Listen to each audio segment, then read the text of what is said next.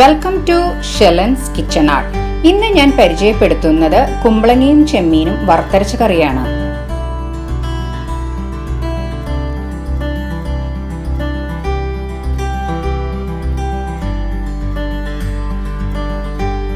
പാനിലേക്ക് 1/4 മുറി തേങ്ങ ചിരവിയത് ചേർക്കാം.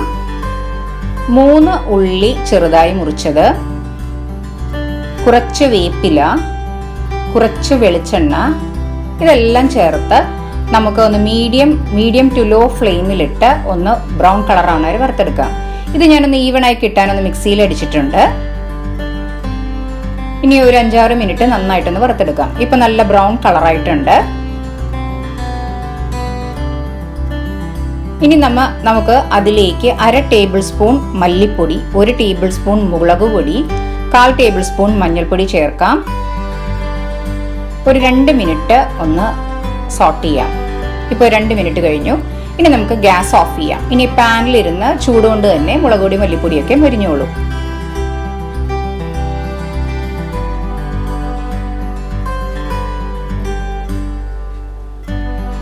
ഇനി നമുക്കിത് ഒരു മിക്സിയുടെ ജാറിലേക്ക് ഇട്ട് ചെറു ചൂടോടുകൂടി തന്നെ ഒന്ന് അടിച്ചെടുക്കാം. ഇങ്ങനെ അടിച്ചെടുക്കുമ്പോൾ പെട്ടെന്ന് തന്നെ അരഞ്ഞു കിട്ടും.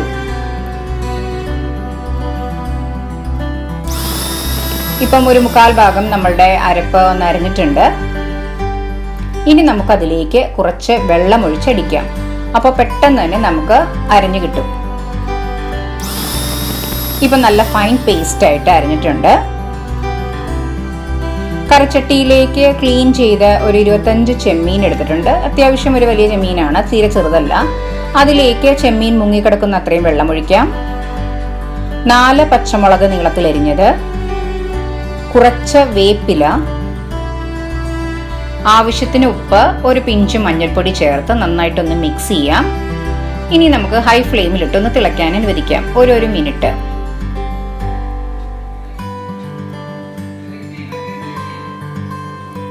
ഇപ്പം നന്നായിട്ട് ഒന്ന് തിളച്ചു വന്നിട്ടുണ്ട് ചെമ്മീൻ.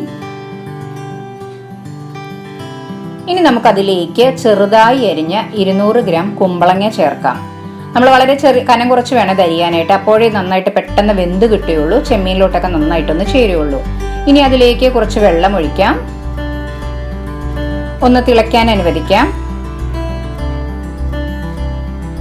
ഇപ്പൊ 2 മിനിറ്റ് കഴിഞ്ഞു കുമ്പളങ്ങ ഇട്ടിട്ട്.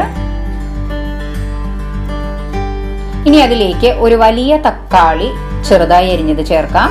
ഇപ്പൊ ചെറിയ തക്കാളി ആണെങ്കിൽ 2 എണ്ണം ചേർക്കാം. അത്യാവശ്യം ചെറിയൊരു പുളി വേണം. ഒന്ന് നന്നായിട്ടൊന്ന് തിളയ്ക്കാൻ അനുവദിക്കാം. ഇപ്പൊ നമ്മളുടെ കുമ്പളങ്ങയും തക്കാളിയൊക്കെ നന്നായി തിളച്ചു വന്നിട്ടുണ്ട്.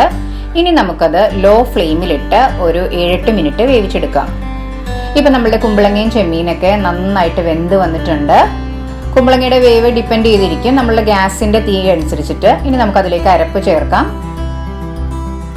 വെള്ളം ആവശ്യത്തിന് ഒഴിക്കാം. നന്നായിട്ടൊന്ന് മിക്സ് ചെയ്യാം. ഗ്രേവിയുടെ കൺസിസ്റ്റൻസി ഓരോരുത്തരുടെ ആവശ്യത്തിനനുസരിച്ച് കൂട്ടുകയും കുറയ്ക്കുകയും ചെയ്യാം. ഇപ്പൊ നന്നായിട്ട് തിളച്ചിട്ടുണ്ട്. ആവശ്യമാണെന്ന് തോന്നുവാണെങ്കിൽ കുറച്ചുകൂടെ വെള്ളം ഒഴിക്കാം.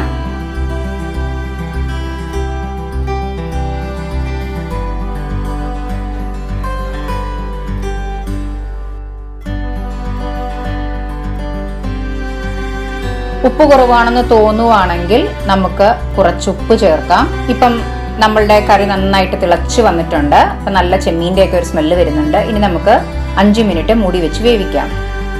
പാനിലേക്ക് നമുക്ക് വെളിച്ചെണ്ണ ഒഴിക്കാം. നാടൻ വിഭവങ്ങൾക്ക് എപ്പോഴും വെളിച്ചെണ്ണയാണ് നല്ലത്. അതിലേക്ക് 1/2 ടേബിൾ സ്പൂൺ കടുക് ചേർക്കാം.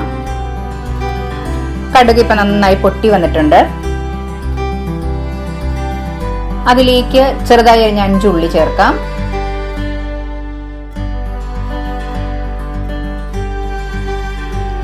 നന്നായിട്ടൊന്ന് സോട്ട് ചെയ്യാം. 4 ഉണക്കമുളക് കീറിയത് ചേർക്കാം. കുറച്ച് വേപ്പില, ഇതെല്ലാം ചേർത്തിട്ട് നന്നായിട്ടൊന്ന് മൊരിച്ചെടുക്കാം. ഇപ്പൊ നമ്മുടെ ഉള്ളിയും വേപ്പിലയും ഉണക്കമുളകൊക്കെ മൊരിഞ്ഞു വന്നിട്ടുണ്ട്.